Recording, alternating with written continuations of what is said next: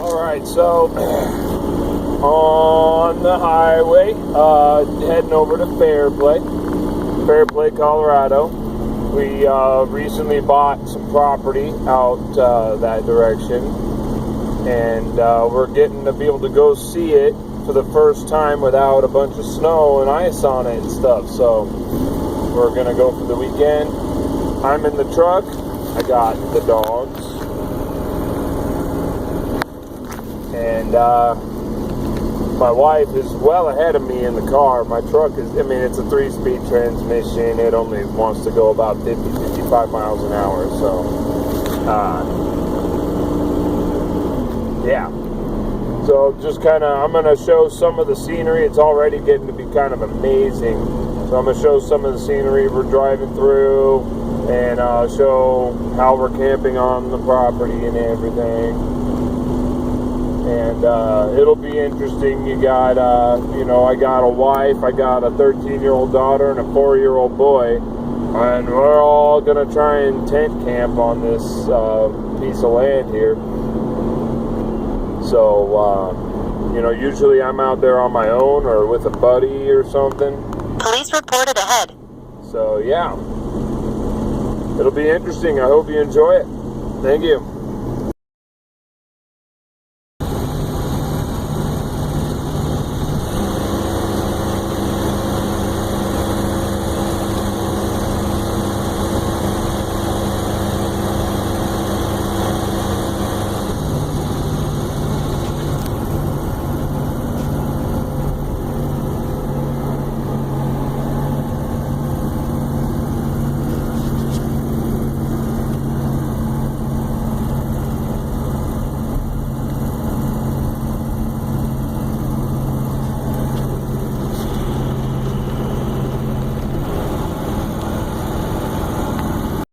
Alright, we're here, and this is our view. And she's worried about being on a video that far away.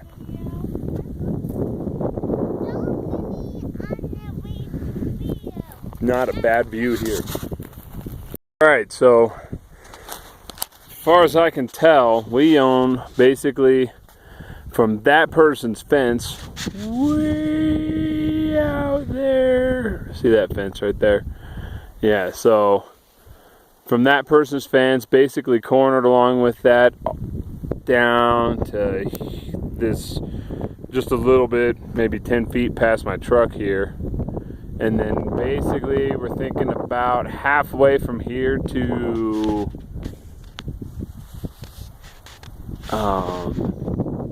don't know if you can see that because I can't really see it on my phone, but if you're looking at a post, like a street sign, that. And then we're thinking same thing, about halfway from here to the little road over there. So 6.59 acres, and this is the view. Alright, so the tent is a, kind of nice, tent you can get from Target. But there's Lilu. We lost the rain cover, so I have to improvise with a tarp. And I am kind of not feeling good. I've been awake since about 6 o'clock yesterday morning. And here it is about 6 o'clock in the evening today. They're just going. Look at them. Chasing the cars. So, put that up. Put the there's just this little shelter. Tracy likes that. This is the difference between, when I'm just out there hunting with me or me and my cousin or something, it's just that tarp. And like stuff I can fit in my backpack. I got this, I got that. I got a pee bucket over there. Understandable. And then I got all of this stuff. And there is more in the car that is not here. She went to town. That's another thing. I don't go back to town. So she went to town. She was worried. She wants Benadryl. So she worries about that sort of thing. Makes sense. So anyways. this is what I got. This is our, well, this isn't ours, but apparently those trees and a whole thousands of acres beyond that are the Elk Mountain Ranch. They do bison hunts and antelope hunts and everything. Oh, and we saw a bunch of antelope like over there. So, all right, Tracy's famous Sloppy Joes, and she's picking her hair from my phone at this most opportune moment. I think it might be Sloppy Joes. So, and this is our kitchen knife, by the way. Yeah. Anyway, so Sloppy Joes. Can't wait.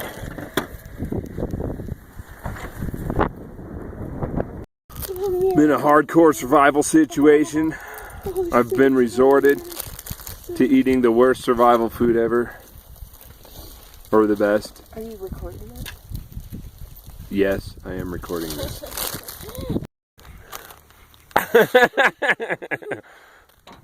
Oh jeez. You know, it's supposed to be like a chick that's tailgate dancing, you know, but it's our 4-year-old Tom. Where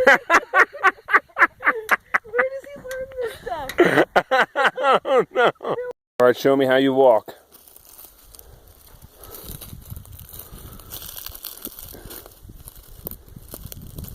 And what do you do with your eyes when you're walking in the woods? Well, anywhere really. What do you do with your eyes? Like Robo-Rex and Destructo Kitty? You scan, see, look.